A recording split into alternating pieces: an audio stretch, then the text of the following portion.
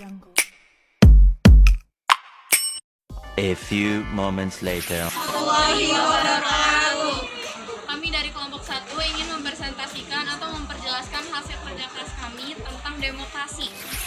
Pengertian demokrasi. Demokrasi berasal dari bahasa Yunani yaitu demos dan kratos. Demos bermakna rakyat atau rakyat, sementara kratos bermakna pemerintahan.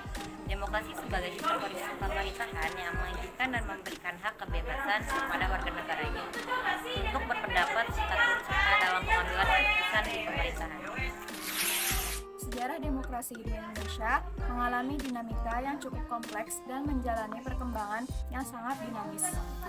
Berikut adalah beberapa fase perkembangan demokrasi di Indonesia. Yang pertama, demokrasi parlementer tahun 1945 sampai 1959.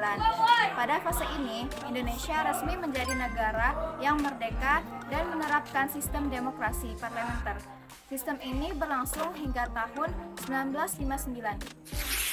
Juga demokrasi terpimpin tahun 1959 sampai 1965. Pada masa ini, sistem demokrasi berubah menjadi sistem demokrasi terpimpin. Sistem ini berlangsung hingga tahun 1965. 4. Demokrasi Pancasila. Pada era Orde Baru tahun 1966 sampai 1998. Pada masa ini, sistem demokrasi berubah menjadi sistem demokrasi Pancasila. Sistem ini berlangsung hingga tahun 1998. Revolusi pasca Revolusi 1990 sampai dengan sekarang. Setelah jatuhnya Presiden Soeharto pada Mei 1998, Indonesia mulai proses revolusi politik yang terbuka peluang bagi perkembangan demokrasi pada masa ini.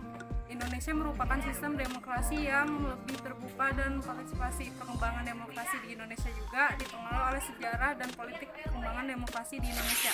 Fungsi dan peran demokrasi di Indonesia.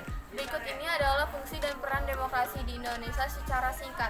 Mewujudkan kedaulatan rakyat, menjamin hak asasi manusia, mendorong akuntabilitas pemerintah, melindungi kenegaraan dan pluralisme, mendorong pembangunan ekonomi dan sosial, menjaga stabilitas politik, mendorong partisipasi masyarakat, menjaga keseimbangan kekuasaan.